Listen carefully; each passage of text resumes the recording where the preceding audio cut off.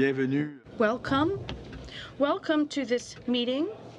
And this meeting is a special one for those who listen to our committee meetings, because it's the last time that a committee will be meeting in this particular room for the next 10 or 15 years. So I hope you all realize how happy we are to be the last people to be meeting in this parliamentary room before we move and all the renovations take place. So thank you very much to our clerk for organizing this meeting here this morning in the center block, and it's also televised. So we're moving right away to the agenda. Pursuant to Standing Order 108, we're going to continue our study of the state of Canada's francophonie. And we're very pleased to have with us this morning Ms. Diane Adam, Chair, Board of Governors of the Université de l'Ontario Français, the UOF. So welcome, Diane. So we'll give you a few minutes to do your presentation, and then as usual we'll have questions from around the table, questions and comments. So the floor is yours, Diane. Thank you very much. Thank you, Chair, members of the committee. It's historical, as you said, but this is also historical for me. I haven't been in this room for almost 12 years, and I've appeared here several times. This is one of my favorite committees, without a doubt. Obviously, the Senate Committee as well for official languages is also one of my favorite committees. So thank you very much for calling me here today to discuss the state of Canada's francophonie. Obviously, I'll be looking at the perspective of someone who, in terms of the Université de l'Ontario Français, or the UOF, since this is a hot topic right now. So I am very pleased to talk about this topic, but I won't be making a long speech because I've seen the work you've done. You've been very active on this file, and there's a lot of interest in it. So I have the impression that perhaps you just have more of a discussion. You could ask me questions, and I could shed some light on points. So I've been in charge of this file for more than 2 years. There was a planning year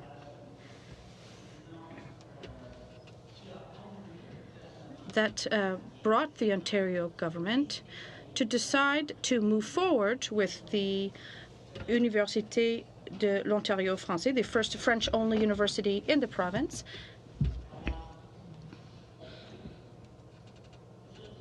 Today, I would like us to explore solutions given the impasse that we are experiencing right now after the funding was withdrawn for our university. But before I get started, I'd like to go back to a message that I've said many times here when I was the Official Languages Commissioner. The federal government has to be proactive and show leadership in terms of Canadian linguistic duality, particularly in terms of the future and the development of OLMCs. When I was Commissioner, I had the privilege of working closely with parliamentarians to strengthen Part 7 of the OLA. It was one of the only modifications that was made to the Official Languages Act. That was in roughly 2005-2006. Some parliamentarians here, and I'm thinking of the Honourable Mr. Paradis, he'll remember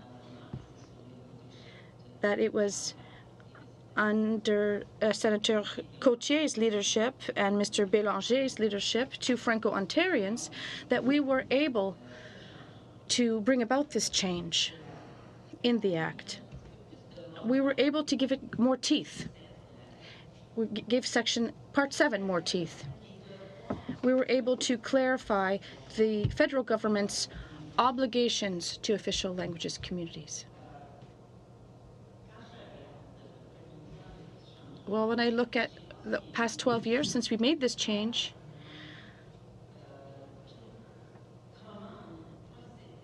I didn't really follow closely what was done to fully implement Part 7 of the OLA. However, at the time, our office did a study. We were trying to help the government to further define what we meant by positive measures, the obligation to act, and we were trying to find concrete results to ensure the future and the vitality of official language minority communities, or OLMCs. So we looked at commitment and obligations. Positive measures. That means there's an obligation to act, and you are doing that, and you're exploring ways to act, and ways that will allow Ontario's Francophone community to gain an indispensable tool to ensure its full development and vitality. The Franco-Ontarian community is at a crossroads. For the first time in its history, our community is facing the last milestone in the control and management of its institutions in French. We have primary schools, secondary schools, Francophone colleges. They're all fully French. We have French school boards. And we have a university charter, and we're supposed to have a provincial university. So the first campus is planned for Toronto, in a region when there is the most sizable expansion of Francophones in our country in minority settings. And we're expecting more than 50% of Ontario's Francophone population to be housed here in the next decade. So we don't need to build the university in 10 years, we need to build it now.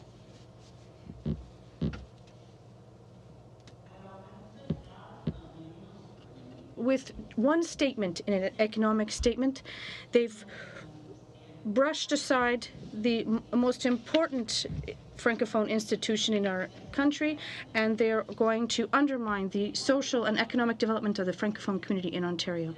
Another shocking decision was also the Office of the French Language Services Commissioner and its lack of autonomy.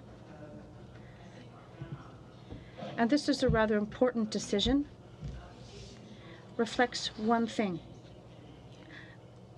Canadian linguistic duality and protection of linguistic minorities are at the very heart of Canada's identity.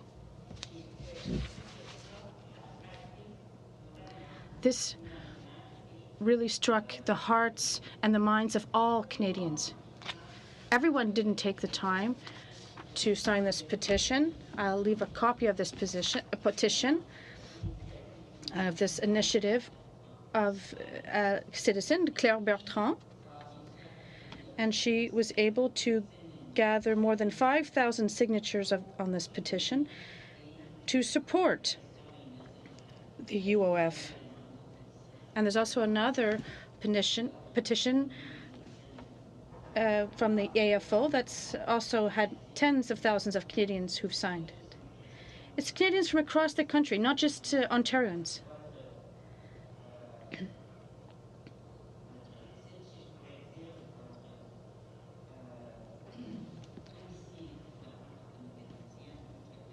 So this is a very relevant file for Franco-Ontarios, because if the situation doesn't change, all Francophones in Canada will suffer.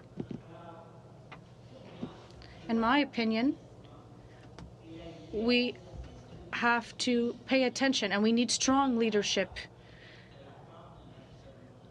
on behalf of the federal government. We need leadership, and we have to respect our obligations under the Canadian Constitution.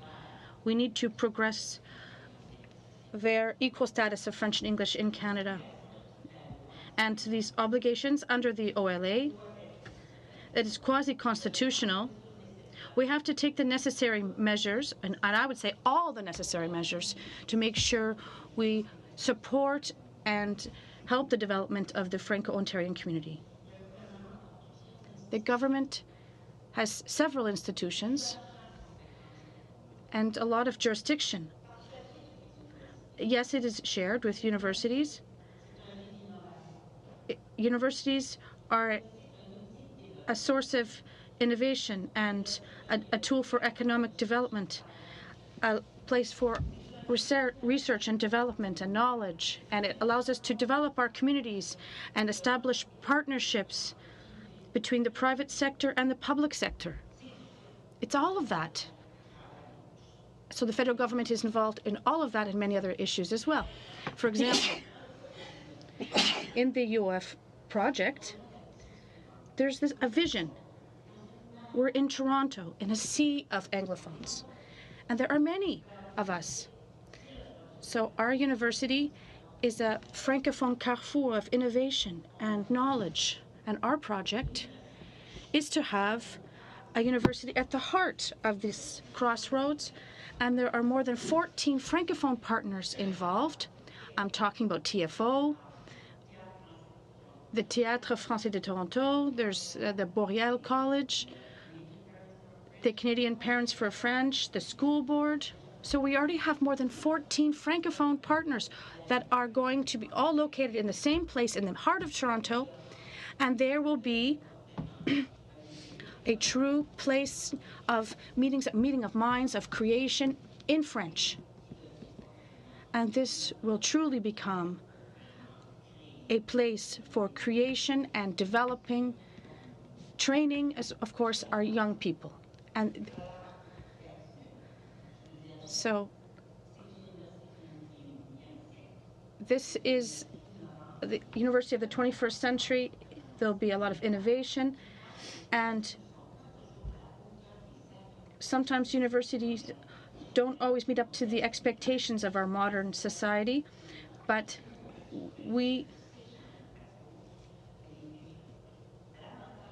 the advantage of having a small university is because it can really meet the needs of the contemporary society, and it can become a reference for the rest of Canada. Thank you very much, Dan. And with your permission, we're going to move immediately to questions from around the table. I just want to let my colleagues know that the first round of questions, everyone wants to speak, of course, so there'll be 4 minutes each, and the second round will be 3-minute questions. We'll try to do that as best possible to allow everyone to speak. So I'll start with Lupa Clark. Thank you very much, Chair. I'm very honored to be with you here this morning in this parliamentary chamber, in the last meeting in this room, in this building. So, Ms. Adam, you've shed a lot of light on this issue, and I'm very pleased that you were able to meet with us this morning at the last minute. What you've said is very important. We have an obligation to act. We need strong leadership, and we have to take all the necessary measures. And this is a golden opportunity for the federal government. We really have to materialize and define what positive measures are. And I can't believe that I have someone in front of me who helped to modernize Part 7 of the OLA. That was in 2005. I was touring around Europe at that time. I did not have long hair. I cut that when I was 17. But anyway, I would like you to tell us from a more pragmatic viewpoint where things are. We heard dates such as January 17th. We talked about several $1 million that is needed. So pragmatically, where are you right now?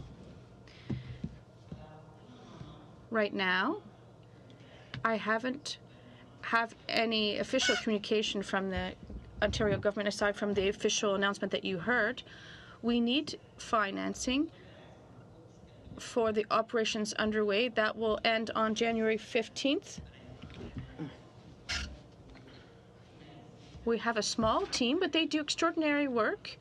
We have also a council of volunteers that also does extraordinary work. So yes, it is urgent, and we need to make a decision and take a position right away. I think the federal government could help out temporarily until all policymakers can really think again about having a more permanent agreement. You're talking about money when you say urgent measures? Yes. We don't want to have to lose our employees or lose our momentum. And this decision was taken by a government in specific circumstances. It's a new government. And with this in mind, perhaps they need a little bit more time to fix the situation. And for us, what's important is to keep this file alive. And we need the time to find some solutions. So you need funding before what date? Tomorrow? January 15th. I didn't understand. What is that date exactly? The reason I say January 15th, well, I could say tomorrow, but it is urgent because we do have expenses and we have employees to pay. We have to pay our operating costs for the university, and we are still expecting funding from the Ontario government. We're expecting funding that was already approved for the current year.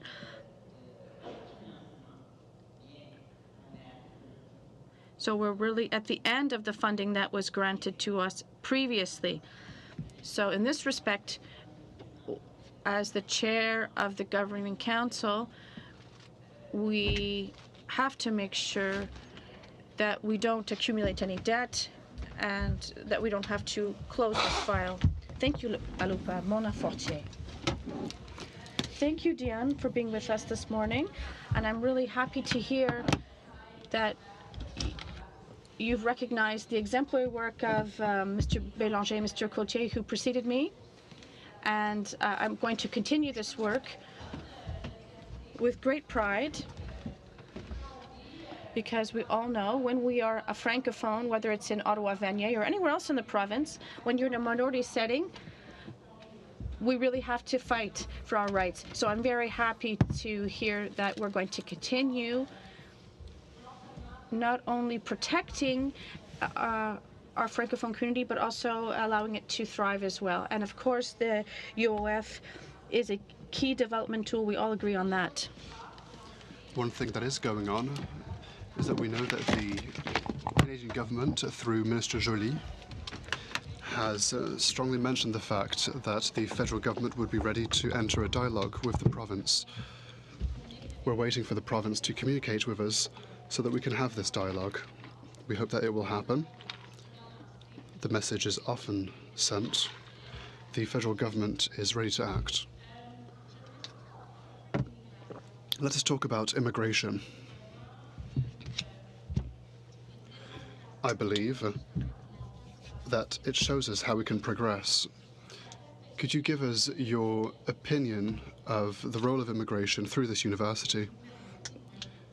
If I may, I would like to tell you how immigration, francophone immigration, came to be and came to appear on our radar screens in francophone minority communities. When I arrived as commissioner, at the time, I was the head of Glendon College in Toronto. What struck me at the time is that I was in a very diverse environment. All communities were represented. What really struck me is that in Toronto, there was a significant increase on the Anglophone side of things. The majority accepted a lot of immigrants. In the Francophonie, we had a very small portion, and we didn't have the infrastructure to welcome Francophones. When I arrived as a commissioner, I carried out 2 studies on immigration, on Francophone immigration, saying that we have to work on the case file. And today, we are far better tooled than we were 20 years ago or even 15 years ago when it comes to welcoming immigrants. Today, in Toronto, there is an incredible wealth for the Francophonie. It's diversified. There are communities that come from the world over who want to integrate, who sometimes find it hard because they don't speak English. It's important, therefore, for them to have a nexus where they can meet. We need to send them the message saying your Francophone identity, be it African, Moroccan, or other, be it French, you have a place, whoever you are, here in Toronto. you preserve your identity. And second of all, we will allow you to train yourselves, will allow you to exist. And we will also help you to become bilingual, because in Toronto it's good to be bilingual. There is growth, and this growth continues. There is also a mobility in Canada from Quebec and elsewhere that brings francophones to Toronto, and this won't change, and so we have to be ready. Thank you, Mona. So the solution announced that Pearson Airport with the Centre francophone de Toronto will provide a tool for the university so that it can raise awareness. Yes, the university is already very well known. We have incredible support in Toronto from Anglophone universities, from the Anglophone community, from Francophone cultural communities. And with regards to the welcome, thank you, Mona. François Choquette. Thank you. For the university to be known, it should exist first and foremost. This is its main current problem. There is currently a fire that we have to snuff out. I appreciated what you said. You mentioned the 15th of January, which is a very important date. You said as head of the board, you cannot be in a deficit, you cannot rack up debts. Difficult decisions have to be made at a certain point. Sometimes it means closing offices and making staff redundant. So you need urgent financial investment, at least, to keep the jobs and your locales afloat, to continue the project. The current Liberal government does not want to fund this university, that's what we've heard, because it would require an official request from the Ford government, which will never happen. Let us be clear, it will never happen, and it definitely won't happen before the 15th of January. You mentioned other means that the government could undertake. Would it not be best to temporarily change the mandate of those who work at the university? We could say that for 6 months, instead of the university, we have a Francophone nexus for knowledge and innovation. And the federal government could fund this. The federal government could fund a lot of things. The Francophone Nexus is a project that already has partners. We already have a Franco-Ontarian university teaching network with affiliate universities that already exist. Measures can be undertaken. We already work with the sector. Our students work with the private sector, for example. We also work with the economic or cultural sectors of our communities. Many things could be done. A lot could be done. We could go into the details, but we don't have much time before us today. There are ways for us to move forward with this project through different angles. I think that we have all the time in the world because we need this time. We need a solution. If the official languages community made this a priority, a real priority, to save this university and to work on the Francophonie in Ontario, then we'd have enough time. On the 3rd of January, we could come back. The day of my birthday, we could come back full steam ahead to do what we can to save the university. And if we have to be circuitous in our methods, then we will do so to save the university. I'm trying to find ways to do so. If you fail, don't try the same things. Try something else. We're asking Ontario, give us an offer for the university. They won't do so, so we can't subsidize, and we can't make an offer, and so we're stuck. What are the other possibilities? If we don't have enough time today, please send us your ideas from your Board of Governors, from what people around you have to say, what erudites around you have to say, how we can save those who work for you. What mission can we give them in the short term so that we reactivate this Francophone University project in Ontario? These people are creating a nexus for knowledge and innovation in Toronto. There is no such nexus at the moment. There is no real place for francophones, and so we have to save this. Thank you, Francois. That's more of a comment because we don't have enough time. We'll try and kick it up a gear. Paul Lefebvre. Thank you, Chair. Thank you for being here. Ms. Adam, you have ties to Sudbury. Very pleased to have you with us today.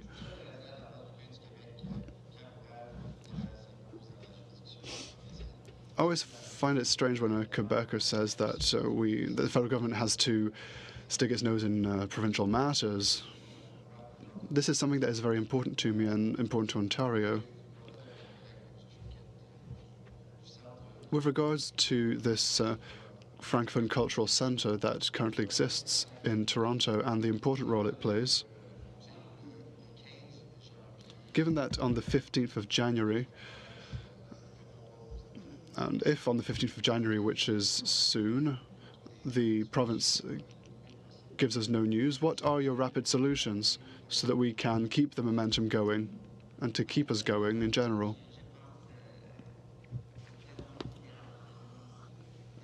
I asked the federal government to provide us with temporary funding, provisional funding.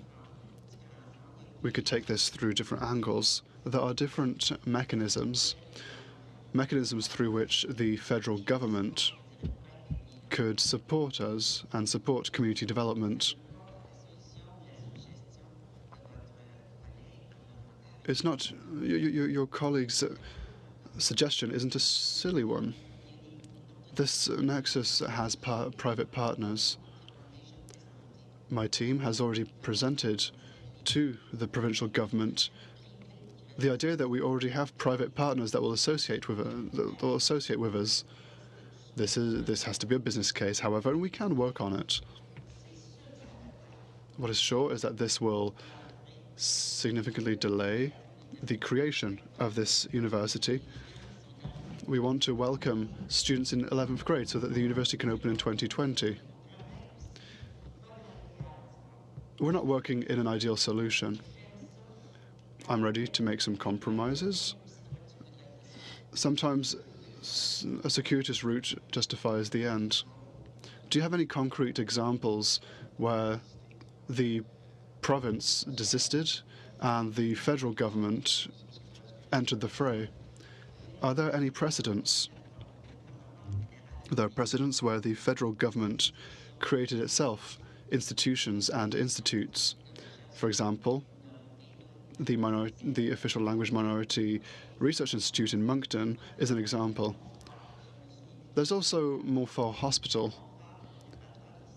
When we fought for Montfort's survival, and finally we won thanks to the judiciary, the federal government significantly boosted Montfort Hospital. If I remember rightly, they transferred veterans' health services to Montfort Hospital. There was a significant boost at the time, which allowed us to indirectly support this institution. There are ways to do so. We just have to think. When there's a will, there's a way. Universities and others are asked to be innovative, and so I'm asking the government to be just as innovative. Thank you, Diane. Jean Rioux. Thank you for being here. Earlier on, I told you that university education in Saint-Jean-sur-Richelieu, we've just started once again with tertiary education. Your work is extraordinary. You are truly an incubator with the business world, the cultural world, but especially in your case with Francophone minorities. Two questions I have for you. First of all, is there still hope with the provincial government in Ontario before the 15th of January, or is this the end? Second question. You said that we have to be innovative, and that's the case for universities. Through your Board of Governors, no doubt you have come up with potential solutions. You said that potentially there could be certain types of funding. Is there anything concrete that the federal government could do? This is your opportunity for you to tell us so that we can put pressure on the government. I'm not an expert in all programs that exist at the federal level to support economic development, to support infrastructure projects. You have all the tools that you need in government. You have skilled people in all these different domains. My experience with elected members of parliament is that if they want to find a solution, there's a whole infrastructure that would allow them to do so. What is important, and you asked a question about the province, I have no idea. My premise is as follows. The federal government made a rather unfortunate decision, a deplorable decision for the situation of the Ontarian Francophonie. It's a new government that perhaps did not have all information available, that maybe did not spend enough time being counselled and advised. And I believe that, and we spoke about this, MPPs can make mistakes, and to err is human, but mistakes have to be rectified. In that sense, I believe that everyone can rectify this problem or could find solutions with the federal government. Should the federal government wait for the province to act? I'm not one for idleness. If you want to move forward, I would rather that we find solutions. I like to be proactive. Positive measures isn't waiting, it's finding solutions. They could be temporary, they can be provisional, they can be a bit shaky, but if it's a means towards an end, then it's all well and good in my books.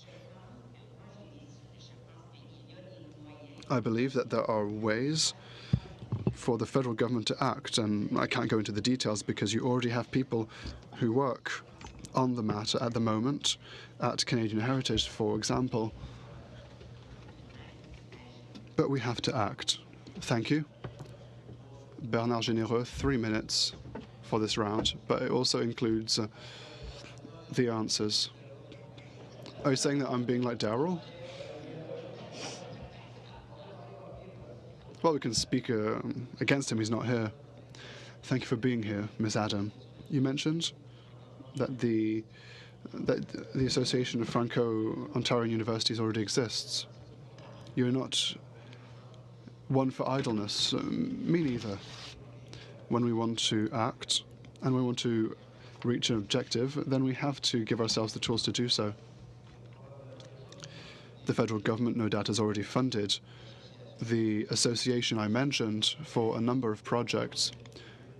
Could it not provide a subsidy, an ad hoc subsidy, a couple of million, to give you a bit more breathing room, time enough for you to convince the government to change its mind, the provincial government to change its mind? What do you think of my idea? I agree with you. I was mayor of a town, and I won't deny that I have made mistakes in the past, but you said that there are paths that, contrary to our belief that they are straight, are rather circuitous, whilst, of course, respecting the letter of the law. But sometimes it cuts the time given to us to do something or other. What do you think about the idea of using this association? Perhaps I expressed myself incorrectly. We have a network of universities that we seek to create, affiliate universities in Ontario.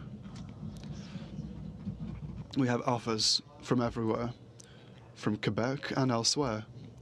We also have had offers of private help.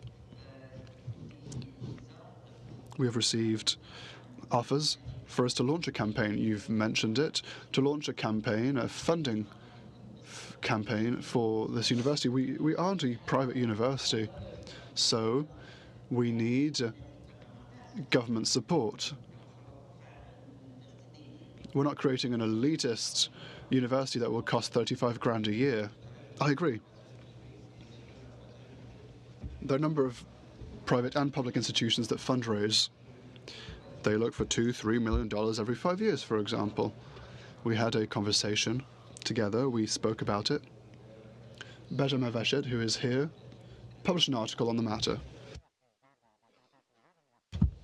He interviewed the dean of the university, saying that yes, universities fundraise for activities and programs, not for its inner workings.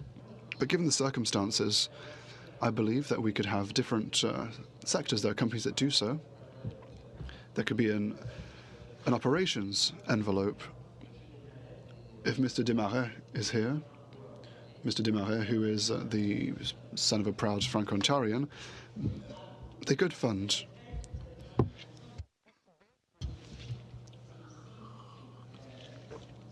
Very often, we ask for matching funding from the government. Usually it's 50-50. I completely agree. It's one of the projects that we have on the table, trying to launch a funding campaign.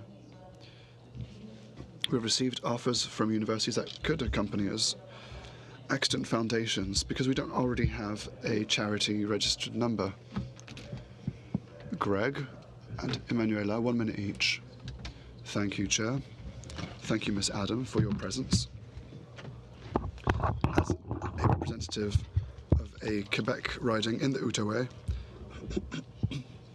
as a Francophile, I can say that our community is in full solidarity with the Franco-Ontarian community. We were there at the protests, and we'll continue to support you. I have to say that on the other side of the river, we're looking at what's going on with the Doug Ford Conservative government. I think they're not doing anything. Did I understand correctly? You met with them. You suggested solutions, how we could get the federal government involved, get the private sector involved, and other organizations, community organizations. And they really weren't paying attention. Did I understand that correctly?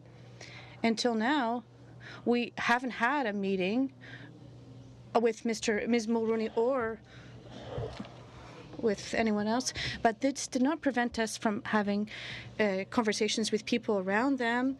We had documents, we provided solutions, we talked about the Francophone crosswords with private funders as well, but obviously we need a federal provincial solution, and I can tell you I won't give up easily.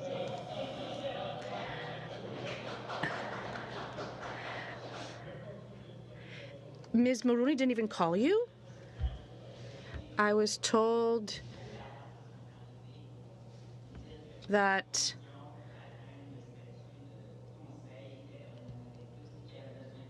she needed more time to think about things, to think about the project.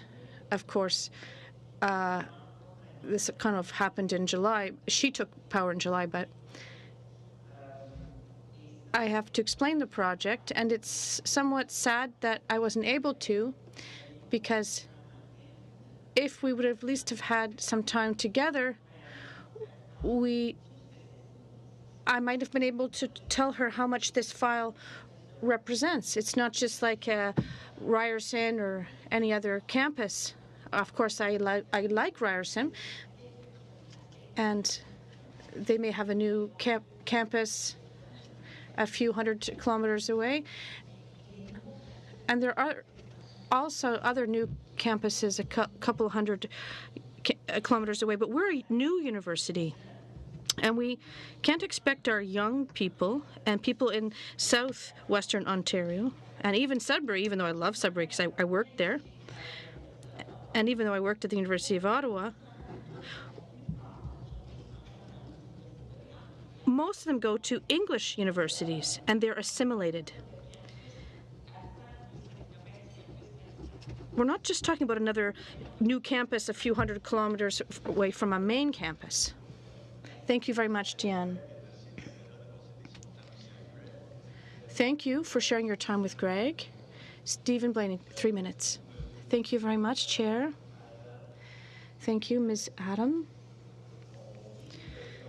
Thank you.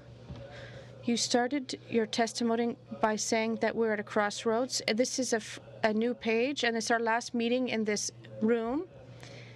And as a former commissioner, your testimony provides us with great hope. And I was here on October 22nd in 2014 when there was a shooter here. So I have kind of mixed memories of this particular room. When I was here in 2006, the Davie complex was on the verge of bankruptcy, and the handful of employees that were there, well, they were on employment insurance, and they were putting bids for projects. And when I ended my mandate with the government, there were 1,500 employees, and they were the pride of Canada's industry. Where there's a will, there's a way, we always say. And this morning, we feel that with the desire you have, we know your project will continue, and we can count on our committee to move forward in a creative manner. Well, you said that we need temporary financing. We need some type of bridging fund to breathe new oxygen into this project. And of course, we want to keep it on track. We want to keep the project on track. So thank you very much. I'm not sure if you have anything else to add, but we're going to continue supporting you. And give us your foundation's number, and we'll happy to contact you with our best wishes for Christmas. Yes, you can send our best wishes to your leader as well.